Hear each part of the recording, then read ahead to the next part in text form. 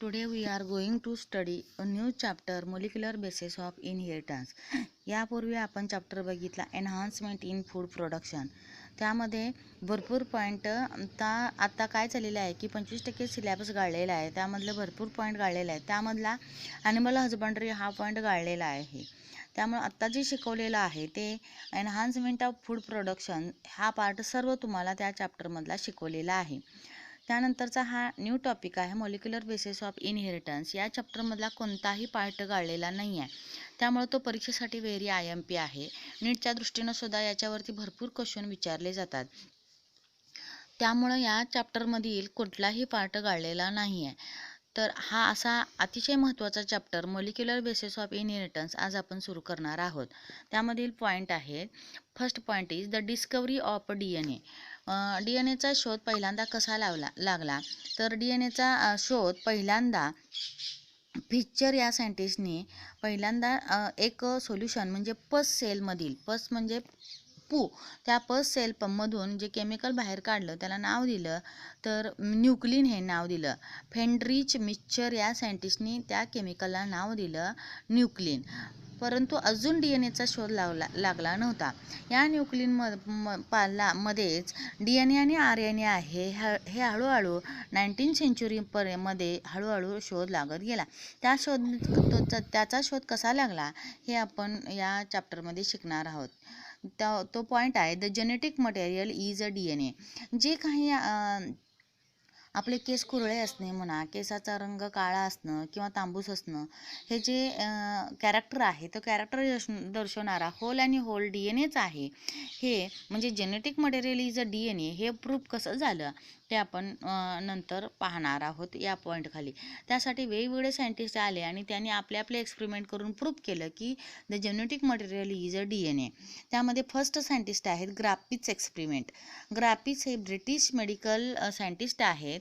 या graphics सायंटिस्टने streptococcus pneumoniae म्हणजे निमोनियाचा bacteria घेतला स्ट्रिप्टोकोकस निमोनी आणि या स्ट्रिप्टोकोकस निमोनी हा तर माईसला इंजेक्ट केला.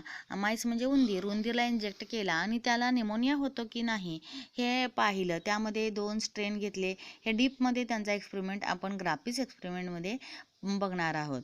तर काही एक्सपेरिमेंटमध्ये म्हणजे त्याने एकूण 4 एक्सपेरिमेंट केले. त्यामध्ये काही एक्सपेरिमेंटमध्ये उंदीर मरत नाही आहे, काही एक्सपेरिमेंटमध्ये उंदीर मरतो. तर उंदीर का मरतो तर मरण्यापाठीमागं काहीतरी ट्रान्सफॉर्मिंग प्रिन्सिपल आहे, त्या ट्रान्सफॉर्मिंग एजंट आहे. तो एजंट फक्त शब्द काय वापरला तर DNA शब्द वापरला नाही तर ट्रान्सफॉर्मिंग एजंट मीन्स त्यांचा एक्सपेरिमेंट आहे तो कशावरती बेस्ड आहे तर ट्रान्सफॉर्मिंग प्रिन्सिपल. परीक्षेमध्ये MCQजमध्ये 1 मार्कासाठी विचारलं जातं की ग्राफिकचा एक्सपेरिमेंट कशावरती अवलंबून आहे तर ट्रान्सफॉर्मिंग प्रिन्सिपलवरती अवलंबून आहे. अजून DNAचा शब्द म्हणजे genetic material is a DNA हा शोध लागलेला नाही आहे.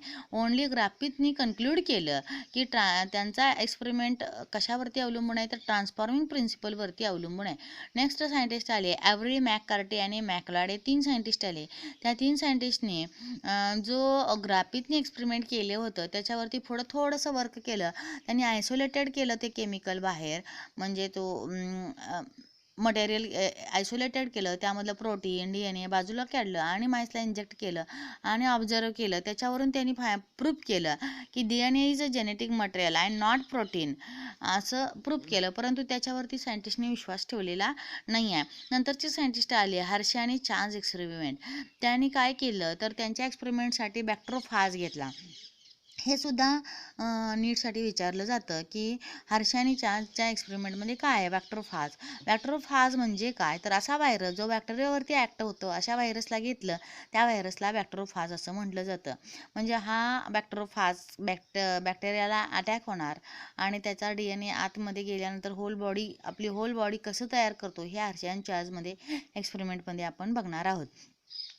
तर या एक्सपेरिमेंटवरून त्यांनी फायनली प्रूफ केलं की DNA is a genetic material. याच्यावरती सर्व सायंटिस्टनी हे मान्य केलं की DNA is a genetic material. Next one is a point is a DNA packaging. आपण माहिती आहे आपल्याला की DNA कुठं बसवलेला आहे तर न्यूक्लियसमध्ये बसवलेला आहे. तर न्यूक्लियसची लांबी किती आहे तर 2 nm म्हणजे 2 नॅनोमीटर एवढा स्मॉल न्यूक्लियस आहे. त्या न्यूक्लियसमध्ये 2.2 मीटर लॉंग DNA कसा बसवला असेल बघा. 2.2 मीटर लॉंग DNA एका स्मॉल 2 NM न्यूक्लियसमध्ये बसवला जाणार आहे. तो कसा बसवला असेल हे आपण DNA पॅकेजिंगमध्ये बघणार आहोत. म्हणजे छोट्याशा सुटकेसमध्ये भरपूर कपडे कसे घडी करून ठेवले असतील त्याद्वारे जास्तीत जास्त कपडे बसले जातील, तसाच छोट्याशा न्यूक्लियसमध्ये एवढा लॉंग DNA कसा बसवला असेल हे आपण पॅकेजिंग ऑफ DNA मध्ये बघणार आहोत. त्यामध्ये पॅकेजिंग ऑफ प्रोकॅरियोट सेलमध्ये कसा बसवलेला आहे आणि युकॅरियोटिक सेलमध्ये कसा बसवलेला आहे हे आपण पॅकेजिंग ऑफ DNA आपण या हेडिंग खाली आपण शिकणार आहोत. म्हणजे DNA कसा बसवलेला आहे हे शिकणार आहोत. Next point is DNA replication. यामध्ये DNA रेप्लिकेशन म्हणजेच काय, जो DNA आहे आता शोध लागलेला आहे ऑलरेडी की DNA is a genetic material. DNA जे जेनेटिक मटेरियल असेल तर DNAचं रेप्लिकेशन म्हणजे एका DNA पासून दुसरा DNA कसा तयार होणार आहे हे आपण DNA रेप्लिकेशन या पॉईंट खाली शिकणार आहोत. Replication of DNA means synthesis of new DNA. हा पॉईंट परीक्षेच्या दृष्टीने अतिशय महत्त्वाचा आहे. 5 मार्कासाठी याच्यामध्ये वरती क्वेश्चन येऊ शकतात DNA रेप्लिकेशनवरती. त्यामध्ये स्टेप्स आहेत कसं DNAचं रेप्लिकेशन होतं. तर पहिली स्टेप, एकूण 5 स्टेप्स आहेत. First step is activation of न्यूक्लियोटाईडना ॲक्टिवेट केलं जाणार आहे. आणि DNAला खोलण्यासाठी पॉईंट ऑफ ओरिजिन, ज्या पॉईंटपासून खोललं जाणार आहे DNA त्याला पॉईंट ऑफ ओरिजिन असं म्हटलं जाणार आहे. Next point is unwinding of DNAला उलटं फिरवलं जाणार आहे. त्याद्वारे DNA म्हणजे बाजूला होणार आहे. जो DNA दिसणार आहे फिरवल्यानंतर तर तो फोर्क लाईक दिसणार आहे. म्हणजे next point is replicating fork. आणि रेप्लिकेटिंग फोर्क झाल्यानंतर सिंथेसिस ऑफ न्यू स्ट्रँड, त्या ठिकाणी न्यूक्लियोटाईडची अरेंजमेंट होणार आहे. म्हणजे सिंथेसिस ऑफ न्यू स्ट्रँड होणार आहे. आणि जी अरेंजमेंट करताना 2 पद्धतीनं होणार आहेत. त्या पद्धतीला लिडिंग स्ट्रँड आणि लॅगिंग स्ट्रँड आपण म्हणणार आहोत. ज्या पद्धतीनं अरेंज होईल त्या पद्धतीनं लिडिंग स्ट्रँड आणि लॅगिंग स्ट्रँड म्हणणार आहोत. आणि अशा तऱ्हेनं formation of daughter DNA molecule जो तयार होणार आहे तो डॉटर DNA तयार होणार आहे. म्हणजे एका DNA पासून दुसरा DNA तयार कसा होणार आहे याची हिस्ट्री आपण बघणार आहोत. कसं पॉईंटनं तो न्यू DNA सिंथसाइज होणार आहे हे पॉईंट्स आपण या पॉईंट खाली बघणार आहोत. ओनली पॉईंटसुद्धा परीक्षेला 2 मार्कासाठी विचारले जातात. नेक्स्ट पॉईंट इज या DNA रेप्लिकेशनला काय म्हटलं जातं तर सेमी कॉन्झर्वेटिव्ह रेप्लिकेशन असंही म्हटलं जातं. का म्हटलं जातं की हाफ पार्ट DNAचा पॅरेंटल असतो, म्हणजे हा जसाच्या तसा असतो, आणि हाफ असतो तो न्यूली कन्स्ट्रक्टेड असतो. म्हणजे सेमी म्हणजे हाफ, कॉन्झर्वेटिव्ह म्हणजे रचना केलेला, semi conservative replication of DNA असंही याला म्हटलं जातं. DNA रेप्लिकेशनलाच सेमी कॉन्झर्वेटिव्ह रेप्लिकेशन. परीक्षेला 2 मार्कासाठी हा सुद्धा क्वेश्चन विचारला जातो. Why replication is called as DNA replication is called as a semi conservative replication. तर यामध्ये हाफ इज पॅरेंटल आणि half is a newly constructed हे आपण 2 शब्द लिहिले तरी आपल्याला 2 मार्क मिळू शकतात. Next point is protein synthesis. म्हणजे DNAवर जे लिहिलेले आहे, जी भाषा लिहिलेली आहे त्या भाषेला कोडॉन म्हणायचं. तो जेनेटिक कोड वाचून the arrangement of amino acid करणार आहे. त्या अमिनो ॲसिडची लॉंग पॉलिपेप्टाईड चेन तयार करणं यालाच प्रोटीन सिंथेसिस. प्रोटीन म्हणजे काय तर formation of polypeptide chain. Polypeptide chain म्हणजेच काय तर अमिनो ॲसिडची लॉंग चेन. ही अमिनो ॲसिडची लॉंग चेन DNAवरचा मेसेज वाचून कशी केली जाते तर यालाच प्रोटीन सिंथेसिस असं आपण म्हणणार आहोत. यामध्ये 2 स्टेप आहेत. एक आहे ट्रान्स्क्रिप्शन आणि दुसरी आहे ती ट्रान्सलेशन. ट्रान्स्क्रिप्शन म्हणजे काय तर formation of mRNA from DNA is called as a transcription. Next point is a translation.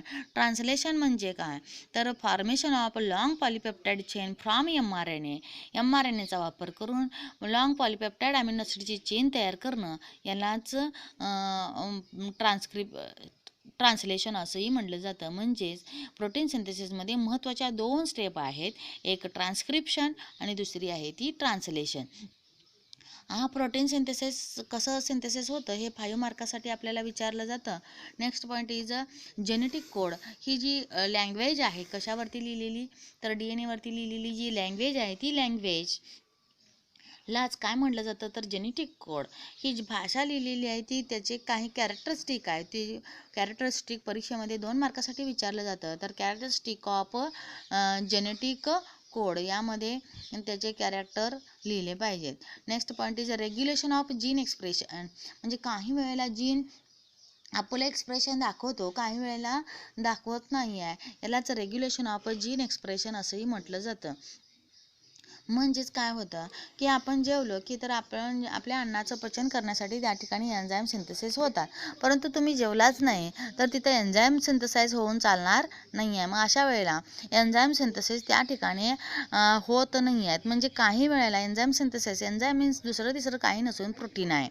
तर प्रोटीन म्हणजेच काय तर जीन एक्सप्रेस केल्यानंतर प्रोटीन सिंथेसिस होणार आहे. म्हणजे काही वेळेला जीन एक्सप्रेशन आपलं दाखवणार आहेत एक्सप्रेशन, काही वेळेला जीन एक्सप्रेशन दाखवणार नाही आहेत. हे कसं होतं रेग्युलेशन ऑफ जीन एक्सप्रेशन? तर हे आपण एक एक्झाम्पल देऊन, म्हणजे कोणतं एक्झाम्पल तर ओपेरॉन कन्सेप्ट ही एक कन्सेप्ट आहे. त्याच्याद्वारे ओपेरॉन कन्सेप्ट, ओपेरॉन या सायंटिस्टनी शोध लावला म्हणून याला ओपेरॉन कन्सेप्ट असं म्हटलं जातं. त्यामध्ये त्याने लॅक्टोज हे घेतलं, लॅक्टोजचं एक्झाम्पल घेऊन आपल्याला जीन रेग्युलेशन हे व्यवस्थितरित्या समजावून सांगितलेलं आहे. असे हे पॉईंट आपण या चॅप्टरखाली आपण शिकणार आहोत. हा चॅप्टर अतिशय महत्त्वाचा आहे. स्टेप बाय स्टेप आपण वन पॉईंट अतिशय व्यवस्थितरित्या समजावून घेतलं पाहिजे.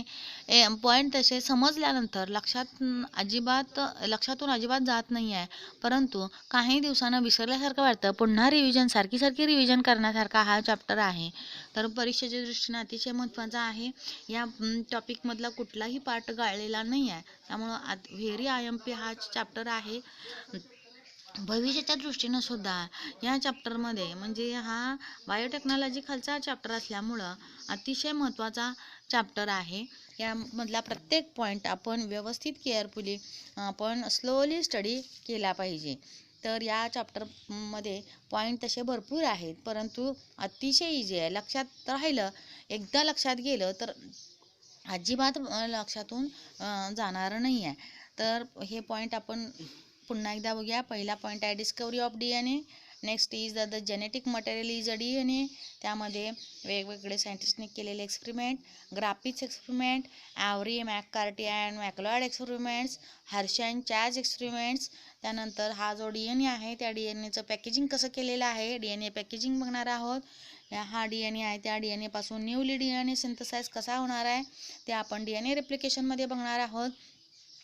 त्या DNA वरती जी भाषा लिहिलेली आहे त्याला जेनेटिक कोड म्हणायचं. त्या जेनेटिक कोड वाचून अमिनो ॲसिडची रचना अरेंजमेंट करून जी पॉलिपेप्टाईड चेन तयार होणार आहे, त्या पॉलिपेप्टाईड चेनला प्रोटीन असं म्हटलं जाणार आहे. ही प्रोसेस कशी होते हे आपण प्रोटीन सिंथेसिस या हेडिंगखाली स्टडी करणार आहोत. ज्या जेनेटिक कोड आहे, म्हणजे जी भाषा आहे, जी लँग्वेज आहे, जी DNA वरती लिहिलेली आहे, त्या भाषेचं, त्या लिहिण्यापाठीमागचं कॅरेक्टरिस्टिक काय काय आहे ते कॅरेक्टरिस्टिक ऑफ जेनेटिक कोड आपण बघणार आहोत. Next one is a regulation of gene expression. जीनचं रेग्युलेशन कसं केलं जातं हे ओपेरॉन कॉन्सेप्ट आपण पाहून शिकणार आहोत. लॅक्टोजचं एक्झाम्पल पाहून ओपेरॉन कॉन्सेप्ट शिकणार आहोत. तर ग्राफिक एक्सपेरिमेंट हे जे एक्सपेरिमेंट आहेत ते तीन मार्कासाठी परीक्षेला विचारलं जातं. Griffith experiment, Avery McCarty MacLeod experiment, Hershey and Chase experiment हे तीन मार्कासाठी विचारलं जातं. DNA पॅकेजिंग 2 मार्कासाठी विचारलं जातं.